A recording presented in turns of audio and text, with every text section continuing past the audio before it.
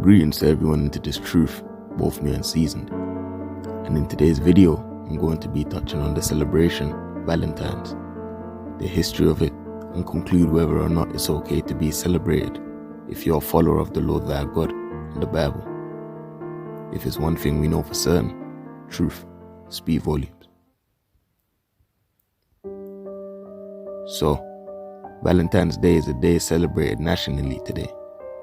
When Valentine's Day come along, it's a day to make your significant other feel special, getting spoiled with chocolates, heart balloons, trips, gifts, and other things one might do to express their love. Question is it okay for followers of the Bible to take part in? Let's get into the depth of Valentine's Day before we answer that.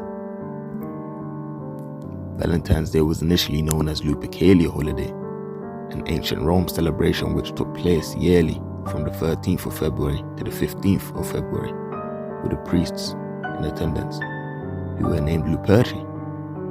Luperci were priests of the Roman god Lupercus, who was a god of fertility and associated with fertility, wild animals and shepherds.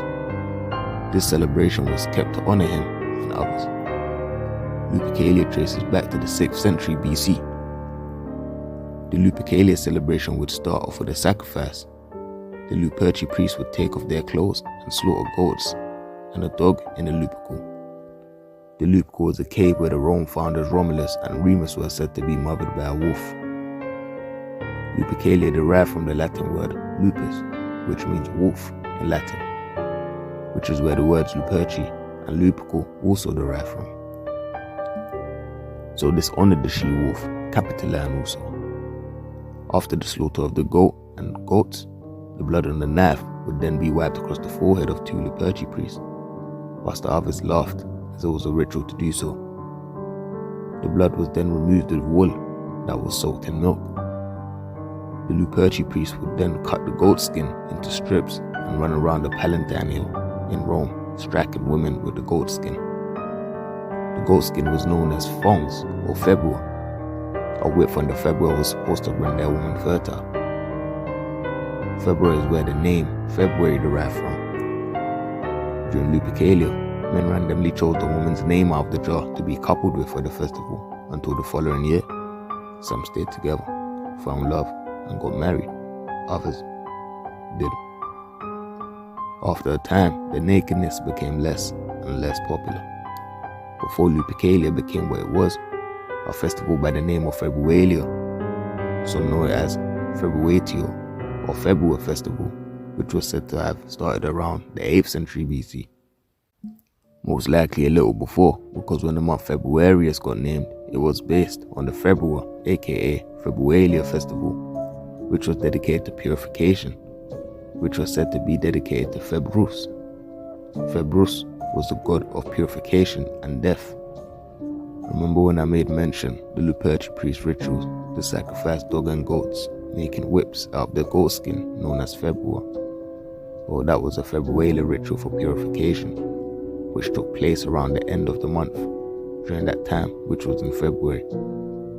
So it was Februalia before it got merged with Lupercalia. The 2 extra months, Januarius and Februarius, was added to the Roman calendar around the 713 BC. I touched on that in my New Year's video. Juno Februata is said to also be connected to Februalia.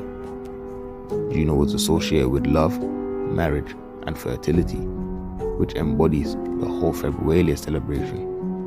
Overall, Valentine's Day is connected to a lot of pagan gods, but some more than others.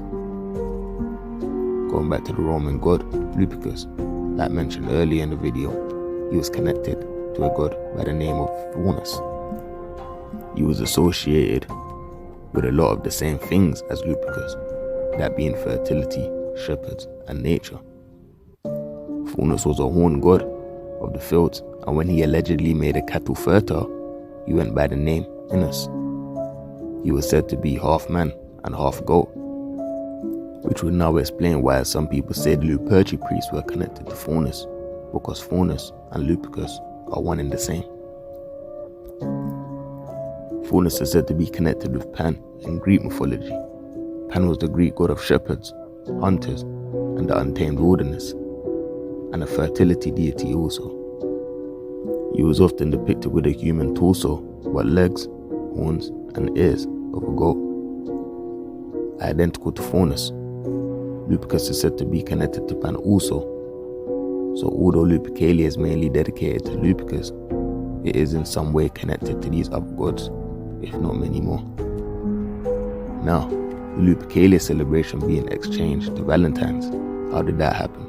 Well, Lupercalia stood tall during the early stages of the rise of Christianity, but it wasn't really accepted by Christianity because it was tied to paganism, until it was replaced with St. Valentine's in 476 AD by Pope Gelasius I, who reigned as papacy from 492 to 496 AD, declaring the 14th of February St. Valentine's Day.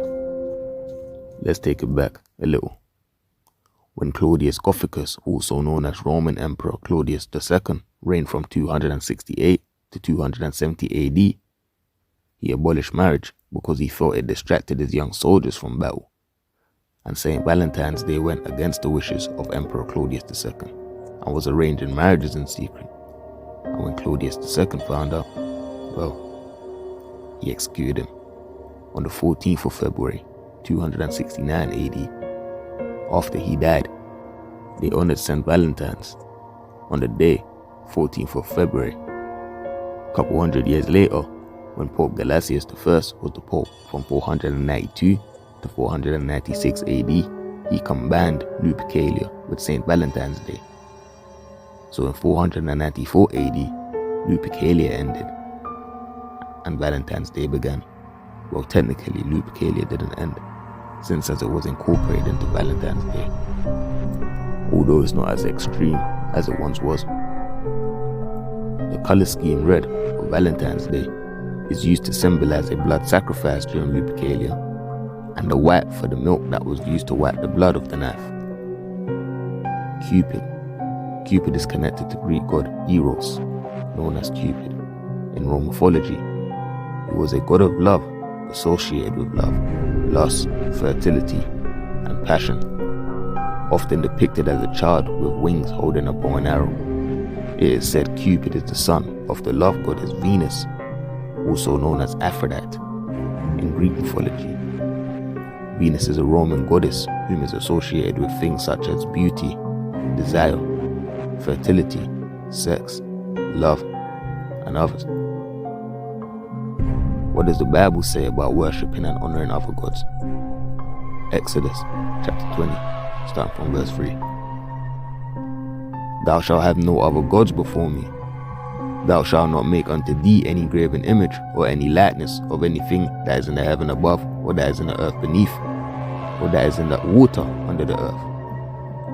For those who are not aware, the Lord is a jealous God, as highlighted in Exodus chapter 34, verse 14. For thou shalt worship no other gods, for the Lord, whose name is jealous, is a jealous God. I hope I was able to edify everyone in this video today. Stay blessed and stay safe.